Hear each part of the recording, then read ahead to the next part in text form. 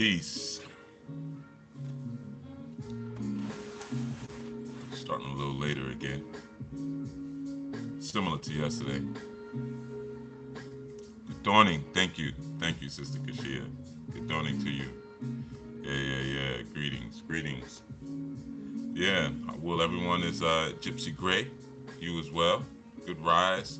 Probably already risen, but just greetings anyway. Welcome to the day. Welcome to another day. Yeah. Um, yeah, I wanted to move outside today as well. Peace, Aliisha, Juanisha, Naya. Yeah, greetings. Yeah. Joyce Isley.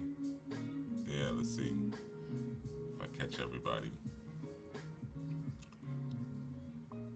Yeah, yeah. Welcome. Greetings, everyone. Greetings. Yeah, like I said, I was outside earlier just getting some air and some moonlight, but I don't know. I just felt to move back inward. So peace, Ricochet. So just ended up starting a little late. I guess I did the same thing yesterday, and it didn't actually rain. Um, I didn't think it was. Though. It didn't smell like rain. They said it was gonna rain. It just kind of smelled like it. It didn't smell like it, but they said, you know. Um, so yeah, peace to you all. Yeah, whatever question you have about the ministry, Gypsy Gray, there are our new members in the chat. They probably can answer the question for you. You know. Yeah. So, yeah. Good dawning. Good dawning. So yeah, feel free to tap into that resource that you have right there in front of you. There's several members right there that I'm sure could give you some guidance. Good dawning, Precious, and um, Ifanayi says just woke up with a dream of aliens coming back. I didn't get all of it. Great rising, heavy follower of your teachings. Oh, give thanks, Ifanayi. Yeah, yeah.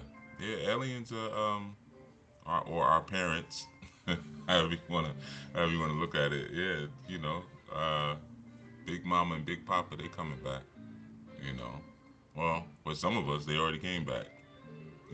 Been preparing the way for a while. You know, ever since they started slapping pyramid bricks together, they were preparing the way. We've been here a long time. Yeah. But yeah, I won't hold you too long. Peace, Deidre. Peace, Aldere. Yeah. Good rise to you. You know, yeah. Looks like everybody's up and moving, which is good. Yeah, the night air was really the night spoke a lot. You know, did a lot of roaming last night. Did a lot of roaming around. Peace, Sherelle. You know, and there were a lot of voices in the night. You know, all the way up to the dawning. I said I really enjoy Moonlight. There's a lot to learn from it. A lot of wisdom, of course, because it's the moon. So of course there's always wisdom to be shared, and emotional wisdom. You know, helps to really get you into meditative states, which is critical. And meditation is critical. Okay, so real simple, real quick. Peace, Antonio. Peace. Um, and again, there's someone asking a question about the Anu Ministry in the chat. So I'm not going to answer it. I'm going to let members answer it. All right. So test your skills. All right. Peace, Padmini. Peace. So kind of on the same wave as where we've been. Speaking about emotional responsibility. Cause and effect, and some of the things that we've been discussing. I wanted to just share a little bit. Sometimes it's important to, well, maybe all the time, it's important to kind of break down and come to a common understanding of the terms that we use, because often I see people use terms that I can tell within context they don't really understand what they're saying, but they're just used to hearing them, so they it seems like the standard jargon for certain communities and certain people, you know. So or sometimes even when people talk, like I said, they talk about Orisha, but they're like, yeah, the Yoruba religion, like they say, I know all about the Yoruba religion. That's not how you pronounce the word, so you can't know too much about it. And it's not a religion. You know, it's a language and it's a group of people. Period. That's it. Nothing more than that. Just a language and a group of people. That's it. You know, it would be like saying the word English. It's it's a English people, English language. Peace, peace, peace, Baba Victor. So you know, there's no Yoruba. Um, so the thing about it, with really sometimes struggling to come to common terms, which can be a bit challenging, is that sometimes you have to break it down to certain basics, just so everyone can have a peace, Zanaba free om, so people can have a you know, a sensible and productive conversation. Miss Cindy Jones, Private Eye, greetings. You know, so I wanted to like just tap into a little bit and give you some guidance on the concept of reincarnation.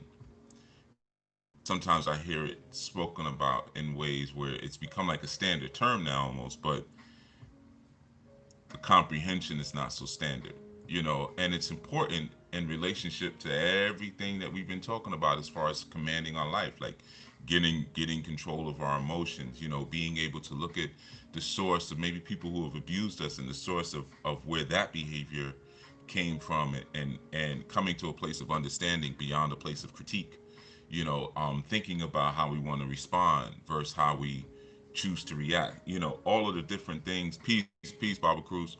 You know, all of the different things that we've been covering so far, if you notice, they're still all centered around taking control. They're still all peace, YG Gutter. Good rise. They're still all centered around how we command and reconstruct our reality. You know, in order to do that, peace, brother Vermont, you have to be able to um, see what your journey truly is. You know what I mean? And be able to separate your identity from from what you've committed yourself to, earth in an earthly sense, right? There are people, peace, Andrine, who spend years and years upon jail or end up getting killed because of an identity that they have. You know, I had mentioned a while ago, it was either in a Sabbat call or it was on one of these Commander days, and I had spoken about Socrates, Peace, Iris McCabe, and Plant OG. You know, and I think it was on one of these segments. You know, I do a lot of webinars and teachings and then this stuff. Peace, Sapphire J. So sometimes they, you know, they intertwine. But you know, just real quick, if you ever read the Crito um, by Plato, it's good. It's a good piece. And basically, it's when Socrates is in jail for corrupting the minds of the youth, and his friend Crito comes in, and Crito is like, "Yo, we could sneak you out of Athens. We'll give you a good life and everything," you know. And yeah, we see you, Kashia. You know, yeah, ain't nobody saying good dawn and back, probably, right? You know, they a bunch of heathens up in here, bunch of savages, but Philistines. But yeah, man. So basically, long story short, and I've seen this happen so many times. Long story short, Socrates is so committed to Athens and believes in Athens so much that he's willing to let Athens kill him instead of letting his friend Crito, it was several of his friends, sneak him out of town and go live somewhere else, right? So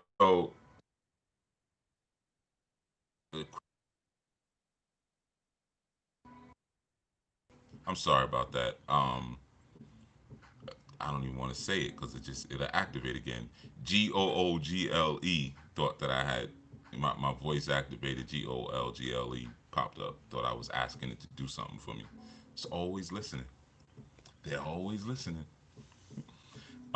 But anyway, so yeah, so basically, it was difficult to separate the law from the place that he loved, to the point that he was willing to let them use the law against him to kill him, as opposed to saying, you know what, I don't believe in this. That's just a great example of sometimes what we go through. Peace, Kenneth Williams, what we go through, and even in the Western Hemisphere. Sometimes people are so committed to where they are that where they are is actually killing them, and they would rather let it kill them because they believe in it so much. It's like having an allegiance to an abusive parent. You know, they're killing. They're abusing. Peace, Mama Marva. Peace, Sister Tracy. Good dawning to both of you. Good rise, grand rising. They're killing you, they're harming you, they're hurting you, but you just have this undying allegiance to them, to the point that you'll let them just kill you, just just because you don't want to go against the identity that you've rooted inside of your love for them. you know Peace, Mama Kanika. Good dawning. So yeah, man. So sometimes we get rooted in these identities and we get lost. That's why there's reincarnation. All right, so I'm going to start you there, right? And I know that was a long kind of, maybe peace, quantum love, that may have felt like a long way around, but it was a short way around. Trust me, it was a short way, right? So reincarnation, you know, the first thing to understand, and like I said, I'm speaking on this because it's related to everything we've been speaking about, but I noticed that a lot of people kind of get it confused a little bit. You know, reincarnation is it's like going to the bathroom. Having to be reincarnated is like having, an emotion. An emotion, or energy in motion, is a after effect of a thought. In truth, it's a waste product of a thought. It's the waste of thought. Peace, peace, Baba Haru. It's the waste product of a thought. You now have emotion. Well, the waste product of peace, peace, Sister Moksha. The waste product for karma is reincarnation. Okay, so I'm going to explain what that means, but I'll reiterate it. Grow. The waste product of karma is reincarnation. So when we are in the what you could call the Akashic sphere, or the ethereal sphere, where we're in that ether space, or some of you call heaven, or some of you call the unseen realm. You can call it different things because it really doesn't matter, because you don't know what it is, and neither do I. We can't really conceptualize that space. People will say they can, but they can't. That's the whole point. It's that which lives above Kether, or lives above the crown. So all we can really say is it's unknown, it's unfathomed, it's unconceptualized, and that's got to be good enough for now, right? But when we were in that space, when we were all one soul energy, there was a stimulus for desire for okay. So that desire for individualization now says, okay, let me reflect through breath. Let me reflect this energy of soul in individual containers. Now, of course, we have that in Ifa, we have that in Dogon tradition, we have it in Vedic tradition, we have it in the Tanakh, or Hebraic tradition. We got that a lot of different places. That in becoming an individualized portion of a greater being, or like drops from a larger sea pool, if you will. So, hey, peace, Jonathan. Good rise. Yeah, good to see, even if it's just your avatar. Greetings, Esme. Greetings, good dawning. But so yeah, so what happens is we individualize in that sense. Julio, good rise. Um, we individualize in that sense, right? And then what happens is we come to certain discoveries, because there's certain lessons that we learn through the void of something. Now, when we come to the planet, what do we find a void of? We find, yeah. I don't think you could put links in the chat, Kashia. So you have to get fancy and, like, use words, or put a parentheses and stuff like that. I think. but the moderators might be able to put links in the chat, in a track, in a trap. So anyway, so there's that individualizing that we go through, right? Now, this is what happens. Remember that we're coming from a place where there is only soul energy. There's nothing that does not have soul where we come from. You see what I'm saying? There's nothing that does not have soul where we come from. So part of the lessons that we learn when we come to the planet is we now interact with spiritless and soulless forces. And there's a contrasting lesson that we begin to learn there. Now, sometimes through our interaction with spiritless and soulless forces, so I deal with a soulless individual, they show themselves to be completely disagreeable, and now I become angry or I become violent or whatever it is. And now what's happening is that not that I'm necessarily tainting or staining the soul, but I'm attaching a debt to the soul. You see, you remember when I spoke about when you cater to your emotions that you are just like a restaurant. When they come and they cater to you, that eventually now there is a bill that has to be paid. So it's the same thing. And I know we've been speaking more about light inspirational stuff all this time for this past 20 something or 30 something days. I know this may be just slightly a little more deeper or metaphysic, but I'm gonna make it really simple. So, it's still gonna feel light. Like I've been making it a point not to really teach heavy and just kind of keep it upful and keep it, vibrant on a different kind of way. All right. But this is an important lesson for those of you who are trying to get control of your life, to understand why, like, we've spoke about abuse and things like that, why you may have been born into an abusive family, or you encountered certain kind of people, or you find yourself consistently having to encounter certain types of situations, right? So, like I said, we come to this space and we find, man, this peace, Christian. There's opportunities to interact with something completely different, and on top of that, there's now gender. You see, because you gotta remember where we were from, there was no gender, right? So now we come down here where the divine separates itself into masculine and feminine. Peace, Brittany, whether it be through spirit or whether it be, of course, through a latent now effect of human bodies. But now we have this experience of spirit, right? So the idea now, I'm sorry, the spirit of the idea of gender. Peace, Anna Marie. Good dawning to you. So now we have a couple of things that we can play with here. We got gender, that is a new thing now, and then we have soulless environments and spiritless even environments. That's a totally new thing. Now this is what happens. And this is when your messiahs come forth, right? Whether you're talking about, again, Dionysus, whether you're talking about Heru, whether you're talking about Yahushai, or any, just, any messianic Krishna, any messianic figure that you might imagine, right? So it's almost like there used to be this commercial back in the days. I don't think they still have it, but they used to sell these little boxes called roach motels. Like if you had roaches in your house, and they were basically just glue. They were like basically little cardboard boxes with glue inside of them, right? It's like a sticky thing. So the roaches would go in them. They would get stuck to the cardboard thing. But it was like a little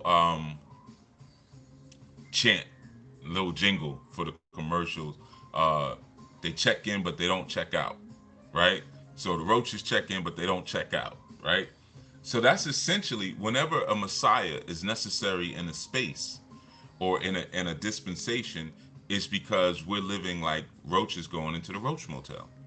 What's supposed to happen is that from a soul perspective, we're supposed to come to this place, learn, get these lessons of non-spirit, get these lessons of gender, and of duality, and things like that, and then go back.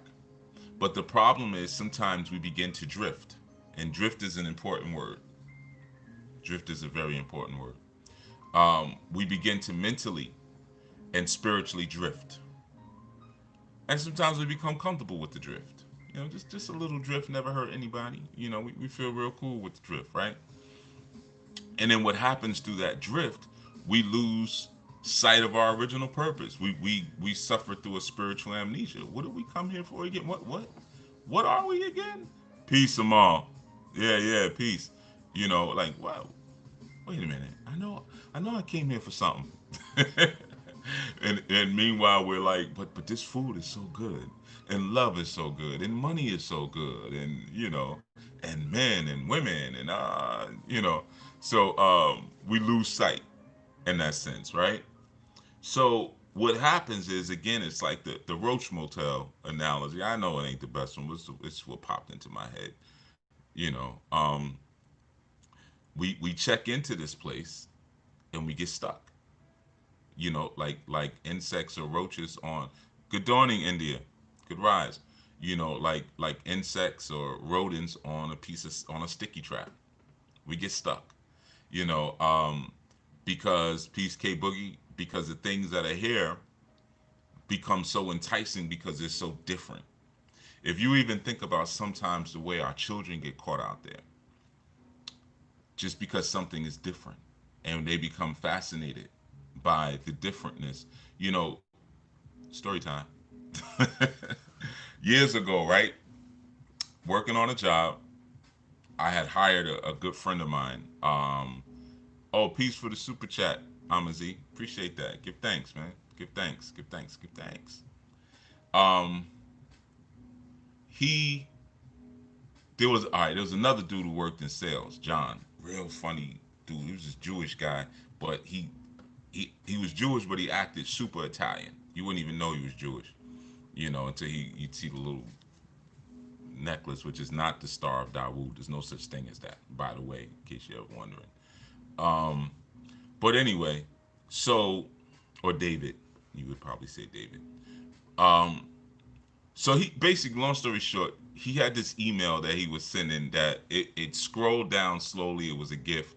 Long story short, it looked like a pretty woman, but then when you got to it, you found that it wasn't necessarily a woman. All right, so you can use your imagination to understand that when it scrolled down and got lower, what popped out, right? So he sent it to me, and then he comes over laughing because I guess he gave it enough time to know, like, for me to look at it, And then he's like, yeah. He was always playing practical jokes like that, right? So then we sent it to my friend that I hired, Peace Shakira Rise, and he same reaction, like, gotcha, right?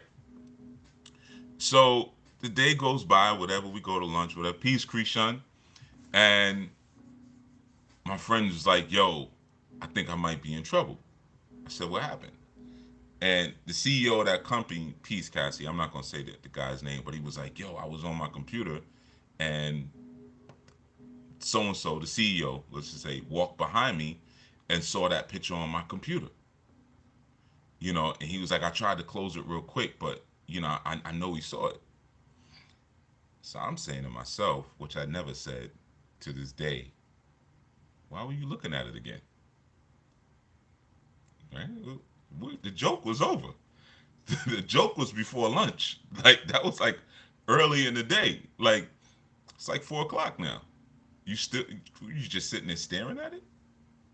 You see, so um, that's an example of sometimes and this is somebody I knew at the time. He was married actually. It's different. What is this? It looks like a woman, but it's it's not. It's You see how we get caught up? So our spirituality or our soul nature is accustomed to sameness. It's accustomed to a oneness. And when we come to the planet, we get caught up by the differences. And sometimes we get fascinated by it. And it may not be something that you should kind of want to invest in, but sometimes we're just mesmerized by, you go to the carnival, the bearded lady, things like that, and we're just mesmerized by it. So what happens with each of those attachments, again, it's sticky. You're taking another step onto the sticky trap. And what's happening, the soul is trying to pull back away. The soul is trying to pull back into infinitum, But the body and the spirit is like, but there's so much here. There's so much here to explore. I want, wow, and this is different, and that, and there's arguments, and there's food, and there's emotions, and ah, da, da, da, da. You see. So what happens is the reincarnation process now becomes necessary because the reincarnation process is a cleanser. You see, so oh, I should have turned off my I don't even want to touch it now though. Should have turned off my reminders. Sorry about that. Um, but the reincarnation process becomes what cleanses us. So each time we come back through, because we're like the roaches, we kind of go into a Bardo period where we don't really go back to where we're supposed to go. We now end up having to come back again. Now, what are we coming back again? To cleanse ourselves of the karmic attachments that we've acquired in the last lifetime, right? And sometimes you have certain messiahs that will come forth because that roach motel mentality or reality has become too far widespread. So you look at a time when most messianic energies came, they came at a time where the people were just completely lost in what they were doing. So what does that mean? If you lost in what you're doing and you're attached to this space and to what's going on here, that means these are less droplets not making it back to the sea. These are droplets that are finding their home on the mainland when they need to be coming back to the sea.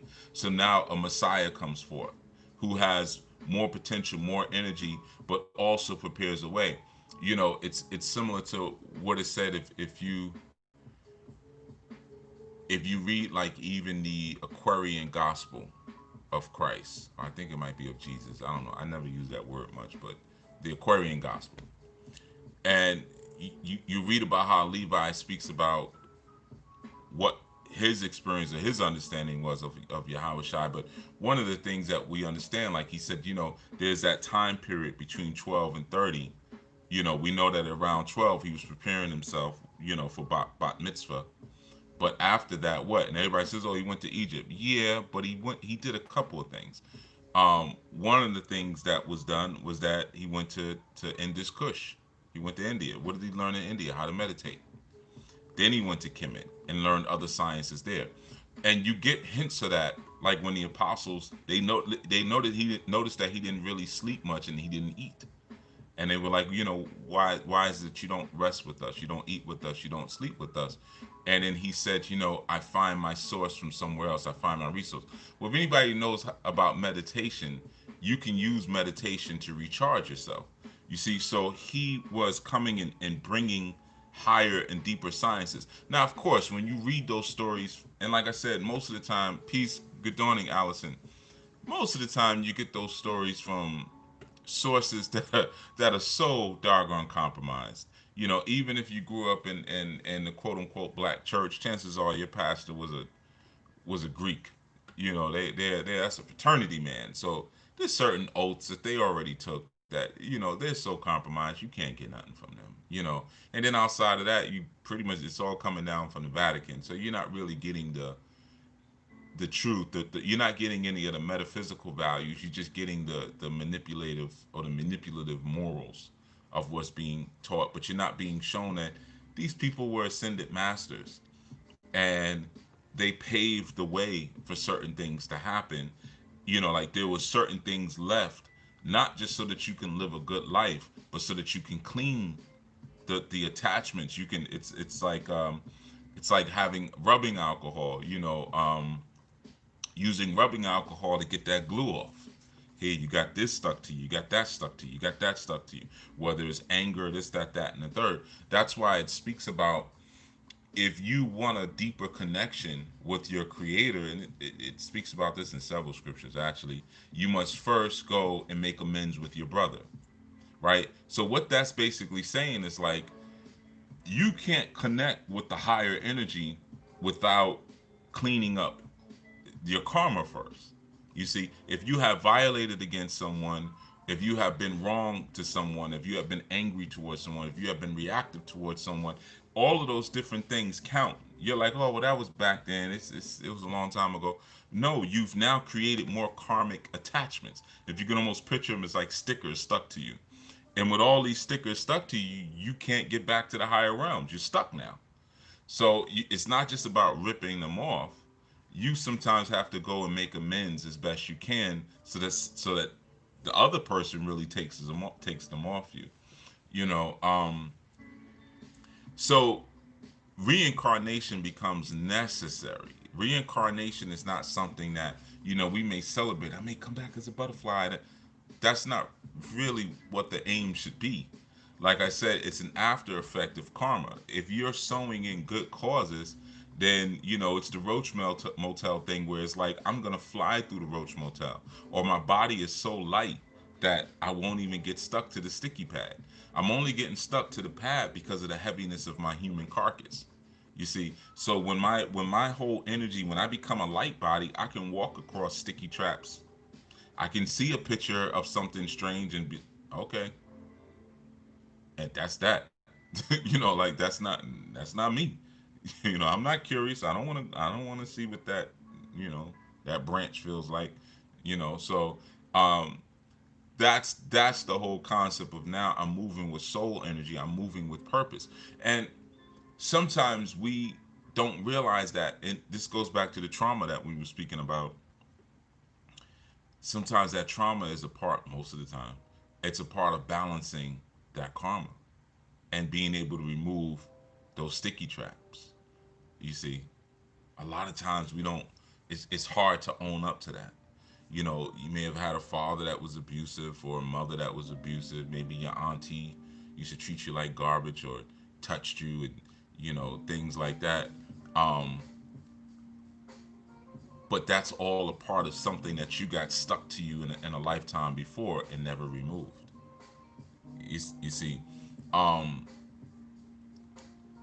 I give you a small example. Remember the woman I was with? She's a woman now. She was a girl when we were together. But the woman, that Chicken Hut girl, if you'd have to go back and understand Chicken Hut girl. Um, one of the things that she used to do when again, remember we're younger. I'm like a teenager at the time. Where I really started seeing that this is deep. She used to sleep with a hammer every night, right? And I remember one time being in her room and like it was hot. It was hot in there. And I'm like, yo, open a window. And she had nailed her window shut, right? And she didn't have an AC. So we just in there like sweating. And good morning, Sister Manera. And she had a hammer under her pillow. And I was like, what's that for? She was like, in case my brothers try to come in here at night. Now, I knew her brothers. We were cool. Like they weren't on it like that. There was never any indications of anything ever happening like that. But that was just the fear that she just was afraid of males. She had a little sister as well, and I remember she would never allow. There were times when we would go places and she would have to bring a little sister. She didn't have to, but she would because she didn't trust her brothers alone with her younger sister, right? Even though again they never did anything like that. I don't even know if they knew what happened to her actually.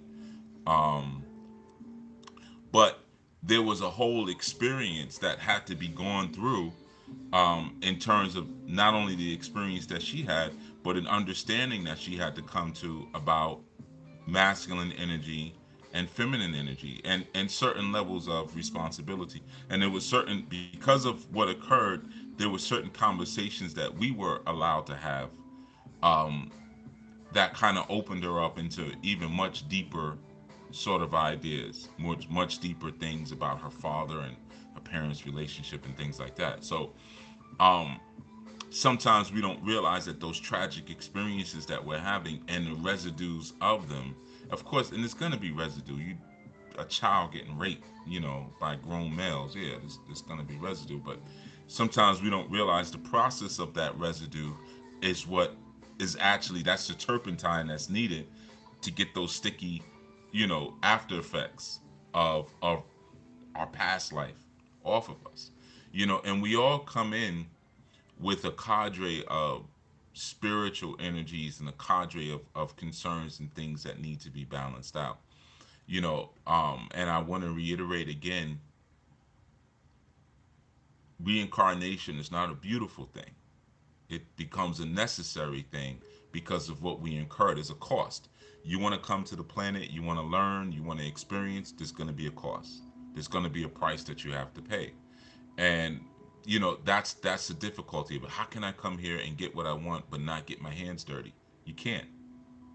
So you're probably gonna reincarnate at least, at the very least, one lifetime, and willfully you don't suffer an amnesia where you get stuck in this lifetime and in this reality and constantly over and over. Yeah, because she, like I said, many brag about coming back repeatedly because they don't understand. That's one of the challenges we have in the quote unquote community of knowers is that people are not learning. They look at some memes and they just keep repeating them, or they hear a phrase and it sounds kind of cool, and they just say it over and over again, and they don't. Everybody has a voice, and that's what I've said. One of the biggest issues is everybody has a voice, and some people shouldn't be talking. Some people cause a lot of damage because they talk too much. You know, and they should be listening because they're not qualified to speak yet. They haven't learned enough, but they get a little bit. I know somebody like that who teaches classes, we'll say, but every little bit of information she gets, she means, I'm gonna teach a class on that. Haven't tried it. There's no wisdom behind it, no seasoning. I'm gonna teach a class on it, but she wants to make money. She'll post up a class and $20 and for the webinar on this and that as if she's an expert on it, right? Now that causes more harm than good. I know another guy who does that. He's got a very big following, and people think he knows stuff, but he doesn't really know much. He has a lot of information, and he's always talking about his information. Yeah, I got information. I got information. They trying to steal my information. They copying my information. Information doesn't mean anything. If a library has information, that doesn't mean anything. What knowledge do you have? And then on top of that, after you have that knowledge, what wisdom do you have? And then what understanding do you have? Anything can, a computer has information. That doesn't make it, that doesn't take it beyond something else or someone else. Do you have the actual knowledge that you need to expand the boundaries in your life, to expand the definitions in your life? But sometimes now we have information peddlers. So people be imagine, because I have all this information, I can now develop a following, and then from that following, I can actually extract resources from them because of my information. But unfortunately, the following is not saying, okay, we got some information, but what about the knowledge? You got any of that? And then you're going to find a lot of people don't have that. It's just like I said, when you look at energies like Hermes or Mercury's or Eshuri, Legba, you know, or the most honorable Elijah Muhammad, you know, you can be a messenger and not necessarily understand the message. When you're a child, one parent may say, "Here, take this piece of paper down to your aunt's house. There's a note," or you get sent home with a note. Peace, Kevin. You get sent home with a note, and you don't know what the note says. You don't understand it. So you're the messenger, but you may not necessarily have understanding of what was being said. Or how much you represent, what you truly represent as the messenger, right? I remember one time when I was a child coming home with a note, and one teacher, she used to take the note and pin it to your shirt, like with a safety pin. So she pinned the note to my shirt, and then I came home, you sitting on the bus and everything with a big old note on you, and I'm a little child, obviously. I'm not like in high school, you know. But I came home, and my mother's like, "What the," like, because you got to remember, for a while, my mother made all of our clothes, so like it's like African fabrics and stuff, like, what I'm saying. So she takes the note off, and then I don't know, for some reason my father was there around that time. They were there around the same time, which was rare. When I came home, they both be there. Or maybe this was later. I might be remembering. But I remember learning about red ink. I didn't know about red ink then, right? And I remember him saying, "Yo, what's up with all this red ink? Like, who you yelling at? You know what I mean? Like, I know this I think she yelling at me with all this red ink and gonna pin it on the boy's shirt, right? So me as the messenger, I'm not even understanding what all of this meant, but I'm carrying the message. You see, I'm it's pinned on my shirt, which was offensive. You know, and then it's in red ink, which was offensive. And I don't remember what the issue was. I don't remember what she was riffing about. I don't care. I don't even remember. I just remember it was third grade because I remember that teacher, Miss Boyle. Yeah, Miss Boyle. That was her name. She was so mean. You know, even the name, Miss Boyle. But so my point is that sometimes even we're carrying a message, and we don't realize that metaphorically, there's symbols that we're carrying that's saying its own message. There's so much that's intertwined in that. But it's important to understand, the value of not only being able to cleanse yourself of karma, but that value in reconnecting with what you say you want to reconnect with, right? You can't do it without sticky karma all over you. You know, um, you imagine even a snake, because they have sticky traps for snakes. Now, a snake can go across the sticky trap and most of its body still be off of it, but can it move? Not really, at least not efficiently. Good dawning, creative late Lee, and good dawning, Tommy Alexander. You know, yeah, man. So sometimes it's just hard to imagine in that sense that um, we come down here and we forget, and then that's why the messiahs become necessary. That's why they come forth, because there's an entity looking, which is us, from another dimension, and saying, Roach Motel, here we go. They're getting stuck again. They're getting stuck. So we got to come back down and show them how to get unstuck, and leave them with certain methods and modalities. So, like I said, like when Yahushua came, he brought the science of meditation from East, over to his people. Like, here, meditate. Now, people took that and they, like I said, if you take a basal level of things, you just think it's prayer. Oh, we got to pray. There's more than prayer. There's also meditation. There's also affirmation. He was giving you those sciences, but again, depending on who gives you that information, you won't realize that this is not just morality I'm being taught here. I'm being taught tools to get back home, which is the most important thing. So I just wanted to share that. I didn't want to make it a long session today, but I wanted to give you a basic understanding of why there is reincarnation. And sometimes we can, because I know the next question. Peace, Lulu. Lulu's. I know the next question is, well, how do we find out what we're stuck to? Well, that's when you start digging into what we call the Akashic records, which are very accessible to you. Akashic, or they also call it ether.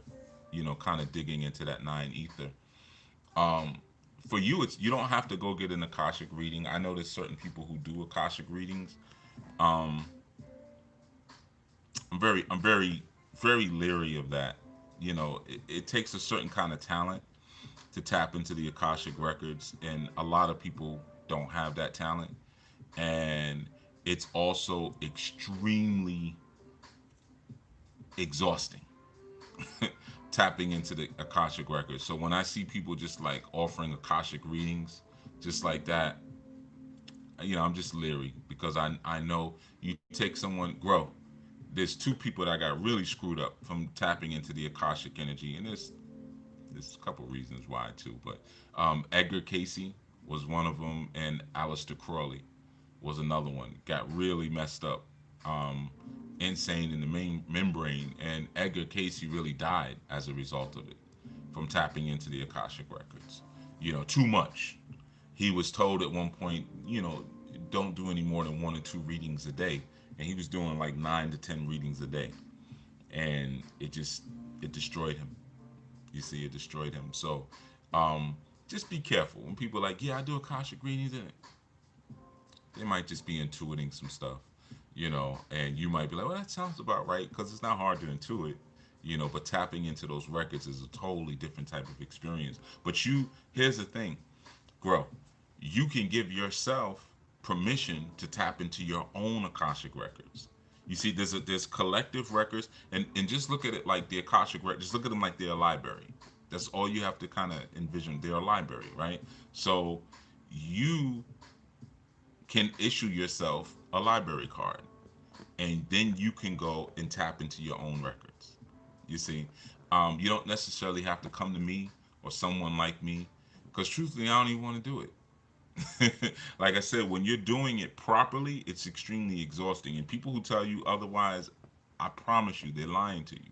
I promise you. Oh yeah, I go into Kasha Records all the time. Man. They're lying to you. So the best thing is really to do it yourself. And just through meditation, we'll get into that at another time. But at least I want to like plant the seed. If you have trouble with that, we'll get into that. But that's how you like if you look at Avatar, right? Where he meditates and then he goes and he speaks to the other avatars that came before him.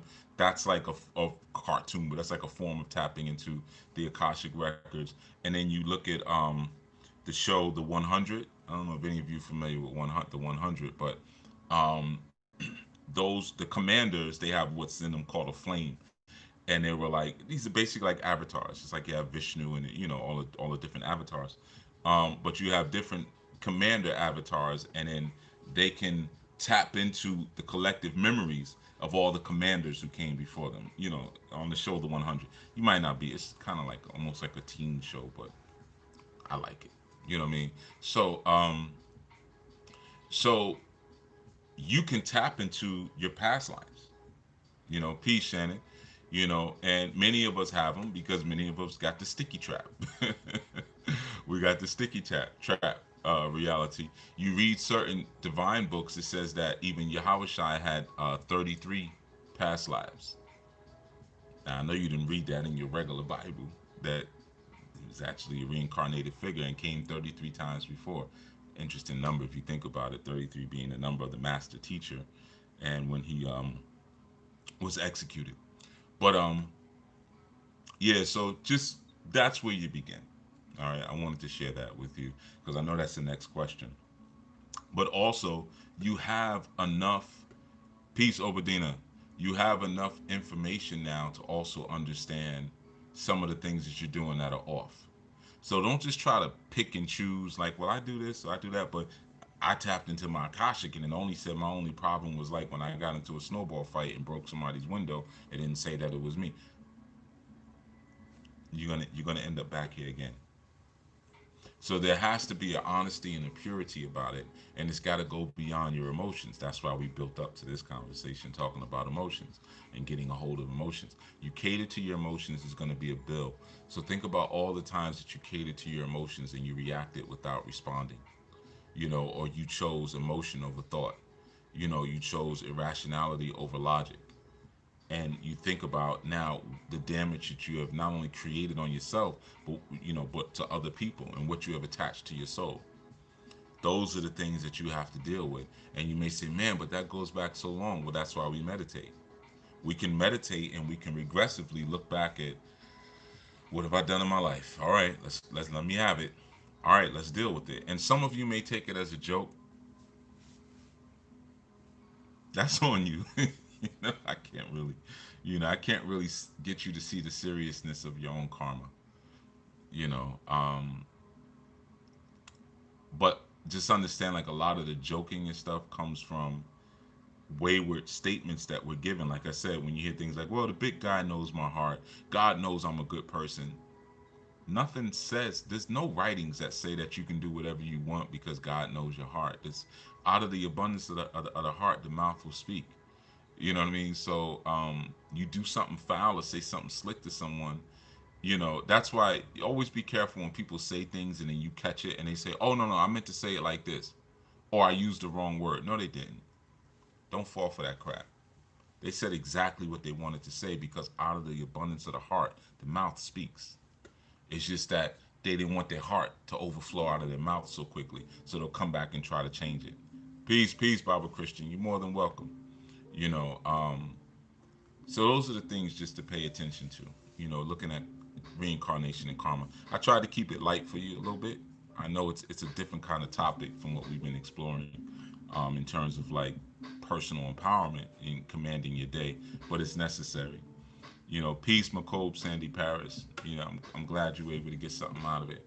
And willfully, Gypsy Gray, you got your question answered. I didn't even look at it, so I'm assuming that the members were able to answer your question for you. All right, that's about it for us. Peace, La Cruz 10, coming in on the final hour. Or maybe you were here. Just because y'all don't jump in the chat, I don't want to assume that you wasn't here. Maybe you were already here. But yeah, man, just think about it, man. And reincarnation isn't this cool thing that everybody keeps telling you it is. It's just that they're not real teachers. Don't be taught from memes. Memes can't be your, what I'm saying.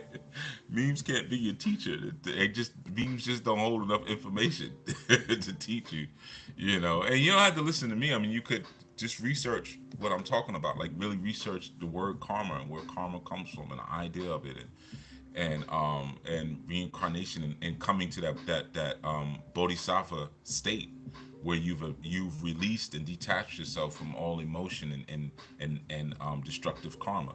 There's a state that you would actually achieve. Well, if that's a desired or state to acquire, that it must be kind of for a reason, not just so you could feel good. So that's worth doing some research on. So I'm just giving you some pointers of where you might want to pursue some areas of study. All right. So everyone, enjoy your time today. All right. Be responsible. Respond with ability.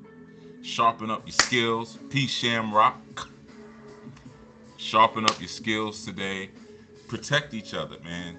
Be protective of one another, man. We lose a lot of good people out of negligence. So look out for one another and inspire one another to clean up. All right? Everyone be well, be safe. This is Chief Yuya signing out. Peace.